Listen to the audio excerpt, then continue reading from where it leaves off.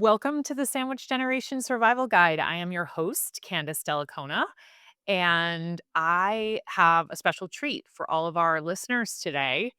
I'm going to introduce him and probably embarrass him because his background is so impressive. But please allow me to introduce all of you to Dr. Jonathan Knaul.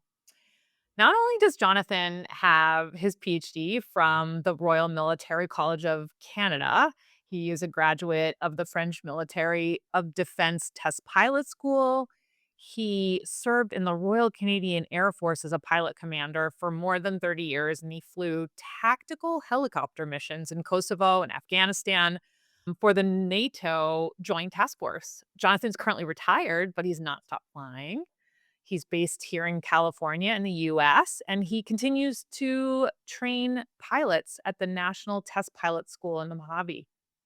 If that's not enough, Jonathan is an author of a memoir and a guide for caregivers called Final Approach, a test pilot story for caring for loved ones.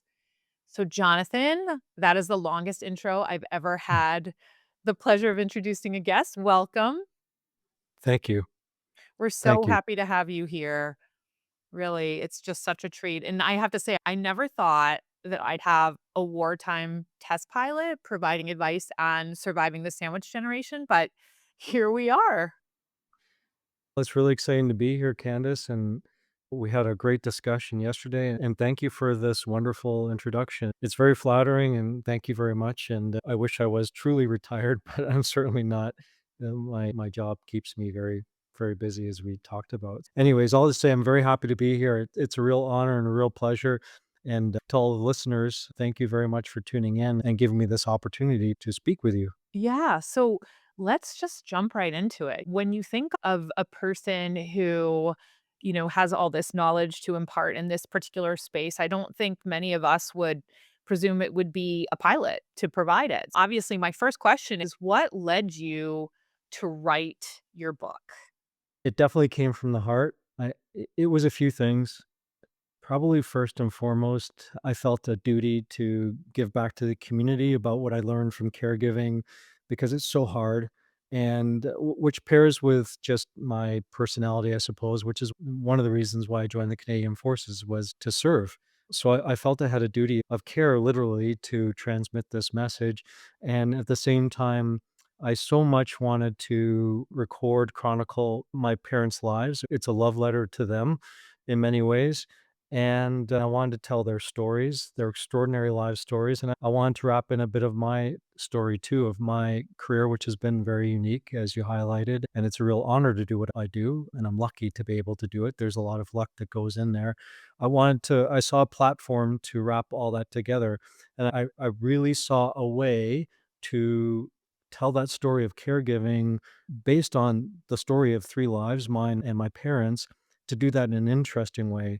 Again, there are some wonderful guides out there, outstanding guides on caregiving, and I wanted to give something that was truly interesting, and I'm a vulnerable guy. I'm happy to be vulnerable and to do that story, so I saw that opportunity as well to write a book that while it is about me, it's for the reader, and I could do that, and if that answers your It question in a very does, it does. long-winded I mean, way. so first of all, we're so lucky that you actually took that opportunity to write this story, and in some ways, it's a cross between a memoir and a guide for those of us who find ourselves in similar situations and caring for older relatives or older loved ones. I really admire the way that you framed it, saying it's kind of a love letter to your parents. Why don't you tell us a little bit about your mom and your dad? Yeah, I might get a little choked up. I tend to do that. I cry at movies. I cried watching E.T., so I'm that type of person.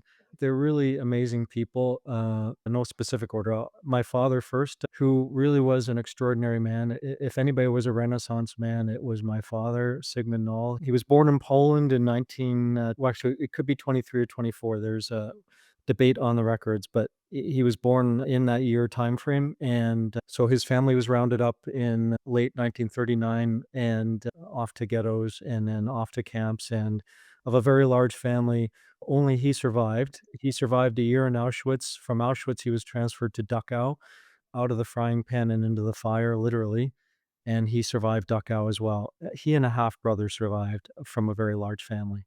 His story of what he went through and his story of survival on their own are extraordinary, and then he came to Canada and became a successful businessman, if you will, and he was an Olympic level skier.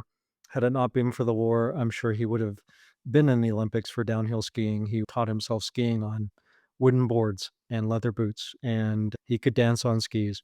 And he spoke 6, 7, I have to look again, 6 or 7 languages, Remarkable. literally, of all fluently, and he was a handsome guy too. And so, handsome devil. He was quite amazing and an athlete. He suffered terrible PTSD.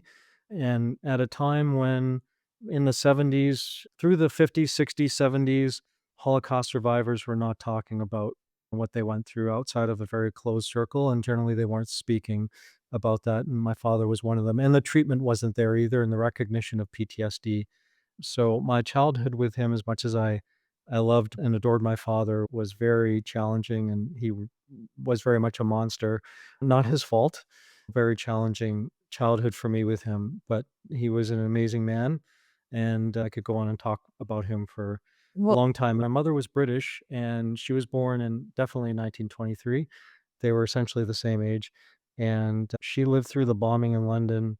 She went and helped out at the evacuation at Dunkirk at age 16, just got on a boat and went out and helped. That gets me a little cracked up, pardon. And she lived through the whole bombing. She was a breadwinner of the family during a very challenging time, and she was a cross between Queen Elizabeth and Betty White. Her sense of humor was extraordinary and so witty, and she was so graceful and regal.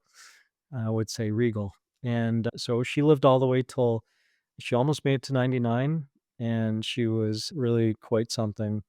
And of course, I adored my mother. And she, despite all what she went through, was a very mentally healthy person and really a rock. And if I turned out well, I'm thankful to both my parents, but certainly my mother played a big role in that. So she was very special. Yeah. yeah.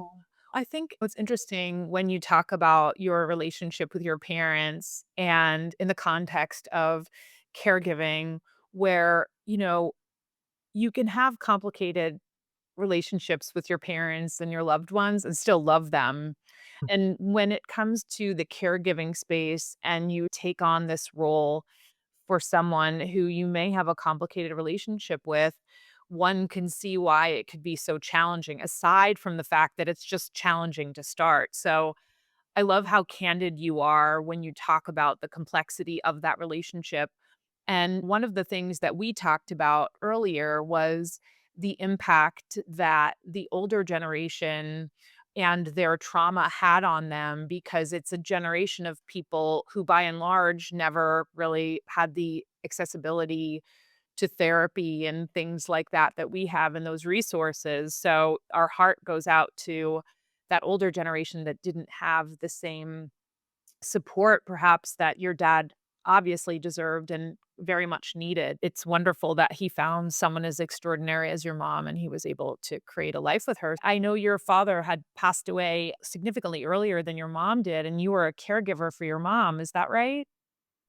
Yeah, I was, and I caregived for my father too, and so I bring that out in the book. I can mention that too here. My father died at age 60. It was very fast. He lasted about 6 months. It was stomach cancer, probably related largely in part to malnutrition suffered during the Holocaust. So he was well taken care of in Mount Sinai Hospital in downtown Toronto, but my sister and I this was the 1980s. Cancer wards were not as advanced as they are now. They were really pretty good, but still, it was the 80s.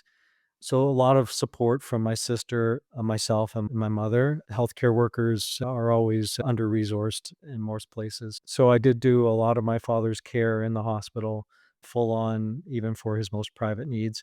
And I was 15 at the time. So that was a baptism by fire, if you will. Yeah, I'll say. And despite the complicated relationship, it was not only my duty, but I loved him and I was gonna do that for him.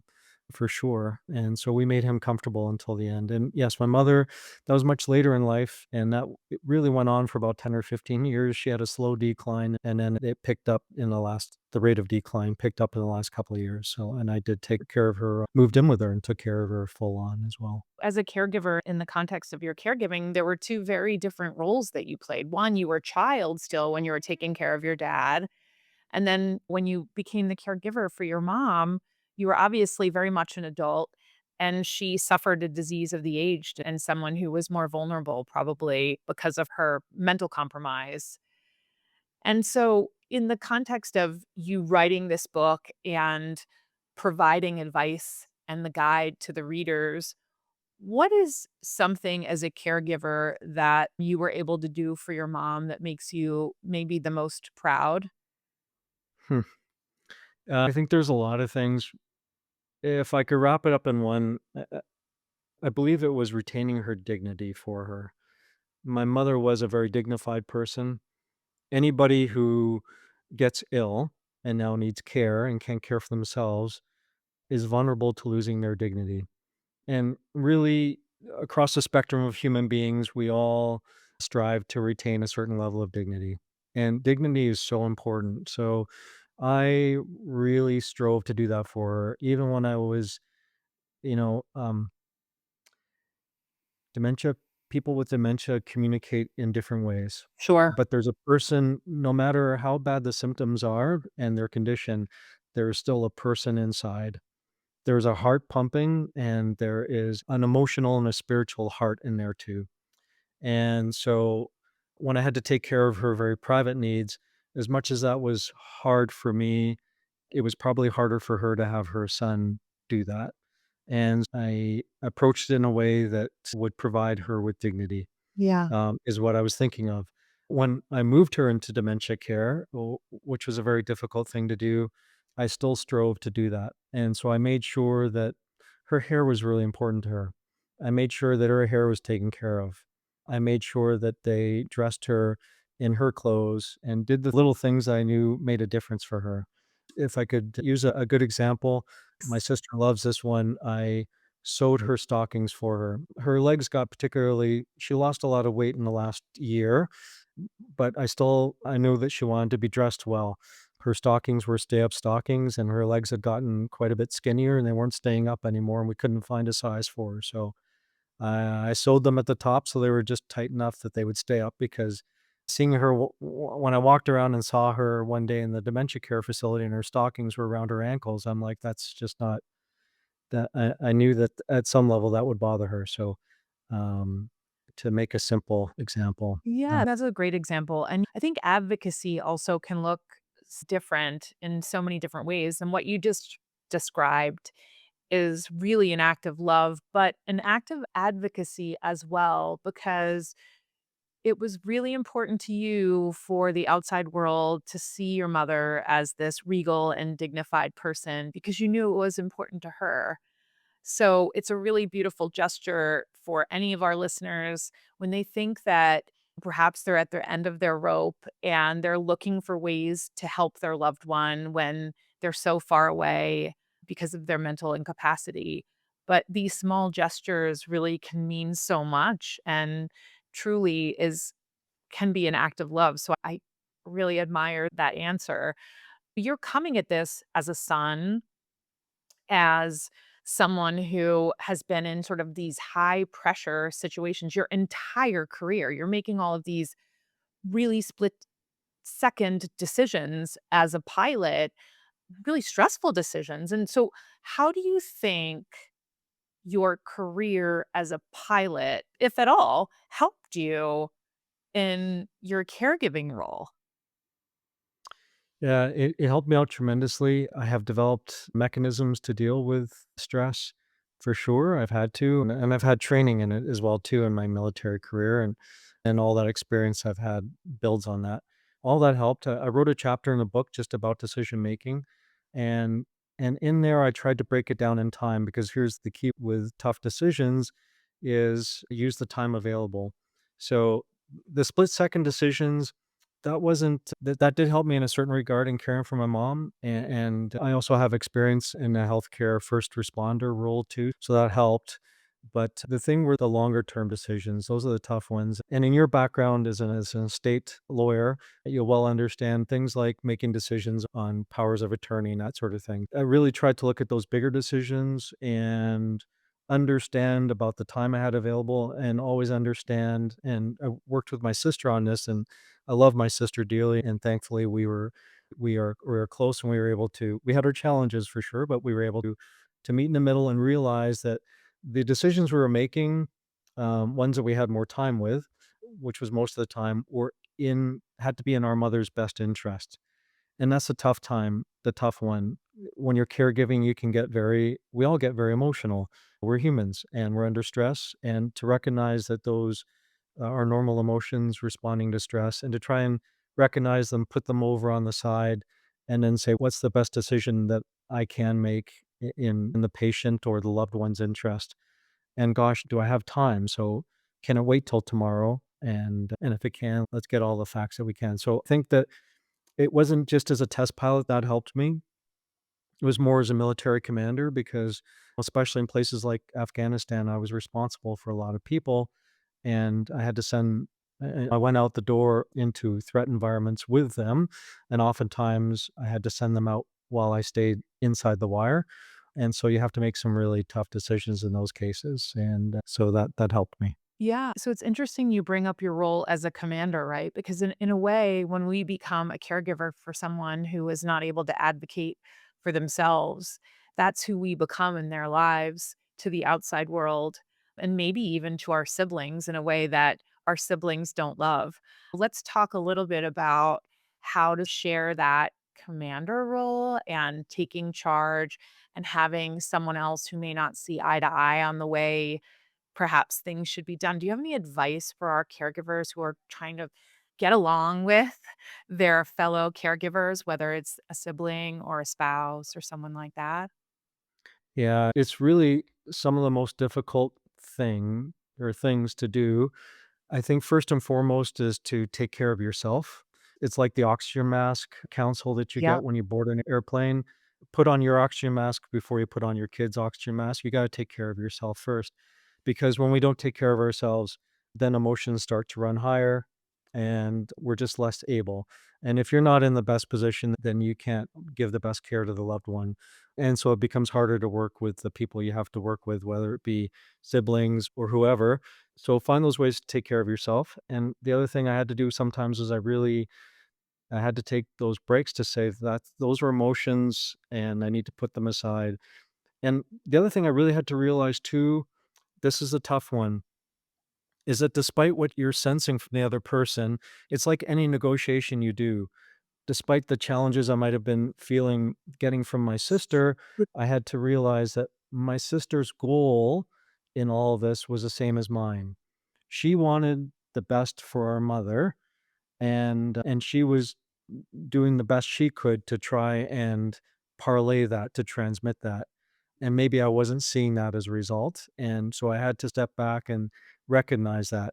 And when I did that, things got easier. And then I would also say to her, Felicia, I adore my sister. I look up to her too. She's amazing. I would say, Felicia, hey, we're in violent agreement.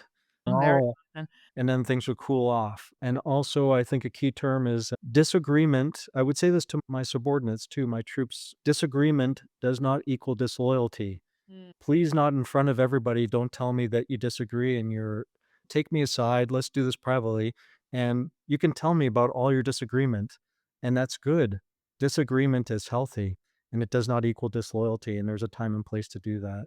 I'll add that it's not only with a sibling or somebody you love, but I employed personal support workers, and working with them could be really, really difficult at times, and they were my employees, and I could not treat them like military troops. And the biggest thing for me to recognize was, which is often the case in the personal support worker industry, is that these folks traditionally, I look to pay them well, but traditionally are not paid well. That's right. They do not come from wealthy environments. and they are often living in multi-generational homes Mm. where they are also taking care of a loved one. So, after they take care of your loved one for 8 to 12 hours a day, they go home and they're taking care of a loved one in their own home. Plus, they multi-generational, they have kids, they have spouses, and so their life is incredibly complex. And Well, so I had to recognize that. I've had a lot of guests, and we talk often about caregivers and the personal needs attendant or the home care attendant, whatever the term you want to give them. And something that you just said, Jonathan, I don't think anyone else has really thought of is, and you're right, that the caregivers that we're employing to help us advocate and care for our loved ones are also dealing with similar issues. So that's a really nice reminder for those of us on the other side to think about it, as well as seeing it from Felicia's side in your experience and looking at your sister and knowing that she too has the best of intentions to advocate for your mother, just as all of our listeners who have siblings or other people in their family who are trying to help. If you take a step back and think about your ability to advocate together and what that might look like. And it is hard to give up control and delegate. And I'm sure it was for someone like you too, who was used to being the commander. And certainly that was what you were relied on to do. You certainly couldn't back down on making a decisions because people were relying on you in the same way your mother was relying on you. And one of the things that you also said, which I loved, was when you have the time to make these decisions. And I think that's really important because when you love somebody with dementia, it doesn't mean that they can't participate in the decisions being made for them. And that's one of the things that you also pointed out. Yeah, if I've can I give you a quick example? Is there time for Please. that? Yeah. We had a real challenge with my mother had put in her will that she wanted to be cremated, and she had revisited that will many times over the years and was a very exhausting and adamant, "I want to be cremated." And she had even bought herself a plot to be buried next to our father, except that the Jewish religion doesn't allow for cremation, and the plot she purchased didn't allow for cremated remains.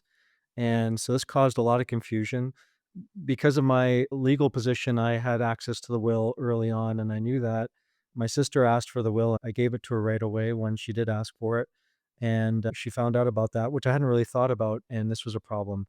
And so we really had this controversy over our mom wants to be cremated. And one of us was like, that's okay. And the other one was like, we can't Mm, do that. yeah. And it became quite heated. But ultimately, I said, "Let's ask mom what she really wants now." But mom has dementia. I said, "But yeah, she can still communicate." And where my mother was really good at communicating was if we got into anything that was logical or technical, she lost that capability. But anything that was emotional, she was right there. I'm like, the dementia defied, and she was there with us. So we had that discussion with her. We brought the rabbi into that discussion, and my mother. We got to a place where it was. My mother said, "Difficult discussion. We had to do it 2 or 3 times, but we broached it carefully. We brought her into the discussion. She said, if it makes you all happier, I'm okay to be buried." And that's what we went with. And it really just reduced a whole lot of things. It was very hard to do where we knew our mother was probably only going to last another year. We had to sit down and talk with her about what she wants to be done with herself. And we did it over the course of 3 conversations during COVID.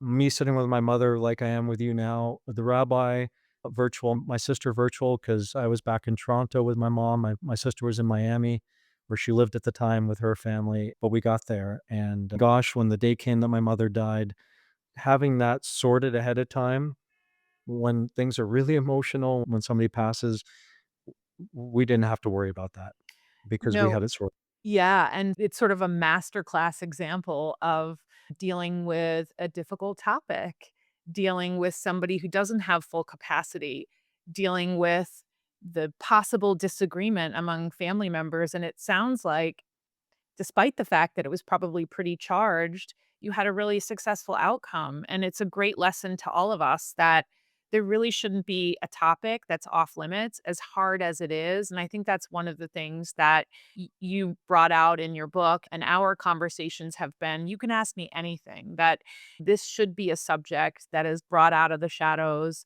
and you can talk about the most difficult and intimate things to make sure that you can advocate, because what you did there too is you preserved her dignity. So going back to advocacy and dignity and determining the way in which she would be dispositioned is really a beautiful gift that you provided to her. Yeah, it worked out well, and I think the other thing there I had to realize was for all those out there who are not single children who have siblings, we all have default mechanisms. Still to this day, my sister says a certain something and I have this reaction inside myself. I'm like, why am I reacting that way?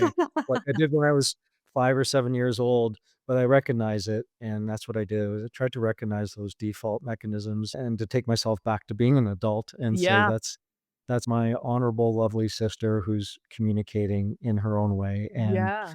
I need to meet her there. And we did. Absolutely. I think that's a lesson for all of us, right? That it's really hard not to revert to those roles that we once played and really try to put someone else's needs above ours, even our Yeah. own personality, perhaps Yeah. defects. So I love that. You're right. And just stepping out of your way, taking the breath, taking a break, looking at somebody else with appreciation. All of these are good lessons.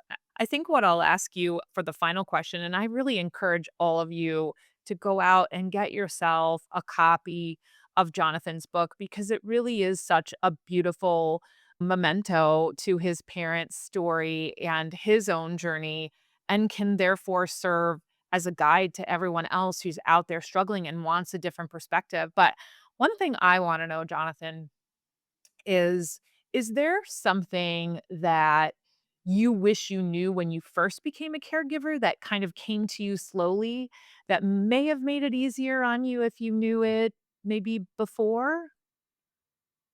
Yeah, and I think we spoke about this yesterday. I wish I knew how vulnerable I was gonna be to caregiver burnout. Mm. In my career, well, I grew up with a father who had PTSD, and in my career, I didn't suffer PTSD. I'm very lucky. It's individualistic. Many of my colleagues, subordinates did.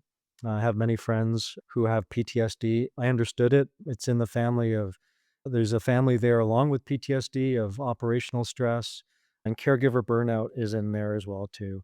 And then I experienced that with my mother. When I did experience it, I recognized it for what it was, and I got the help I needed, thankfully. Thankful to my like, I needed to do that, but I just didn't expect it. So, thankfully, I had some training there, so I recognized it and dealt with it, but I just didn't expect it. I really just thought this I was going to go forward as little soldier me and to soldier on and take care of my mom, and it was a bit of a slow onset, and it just all of a sudden there it was, and the effects are quite can be quite pronounced, frankly, both physically and mentally when that happens. I just didn't expect it. And it So, goes to show you, you have this incredible background in training and how to deal with stress and really be able to metabolize information and make those decisions quickly. And it affected you in the same way it affects most of us. So I hope that gives our listeners a feeling of a little bit of solace that even among the best of us, none of us are immune from that burnout. And it's so important to recognize it and ask for help. And really, that's why I do the podcast. I think that's why you wrote the book, really, because creating a sense of community around a really difficult topic can make it a little better. yeah, it is. I'll say I'm really trying with that community. It's all about the community. I grew up in a boarding school that was Quaker and preached that idea of community, and I grew up that way, and I'm all about that. And so if I could add that, thank you for promoting part of me, listeners, to get the book, and I hope they do and it helps them. Please also, I recommend listeners to go to my website. It's one word, finalapproachbook.com. And if you subscribe, you'll get my free caregiving plan and my newsletter, which is all about you are not alone as a caregiver. And I take pride and joy in building that community and getting the word out to folks that I hope is really helpful to them. Well, we are lucky to have you as part of that community, Jonathan. And from the bottom of my heart, thank you so much for being so vulnerable and sharing your story and sharing your parents' story as well and your path to get here. Your book, Final Approach, a test pilot story of caring for loved ones is out. And I really do recommend that everybody pick up a copy. And thank you so much for spending time with us, Jonathan. I really appreciate it. It was so much fun to get to know you and fly safe. Thanks. It's been my honor and pleasure to be here on this podcast, Candace. You've been brilliant as an interviewer, and it's just really nice. And again, absolutely my honor. And thank you to all the listeners for tuning in once again. I really appreciate it. This has been a pleasure. Don't forget to subscribe to the Sandwich Generation Survival Guide. A new episode drops each month. And if you're enjoying it, please don't forget to leave me a 5-star review and share with your fellow Sandwich Generation members. For a complete listing of past podcast episodes, you can check out any podcast platform, or you can head to my website at www.sandwichgenerationlaw.com. Thanks for listening.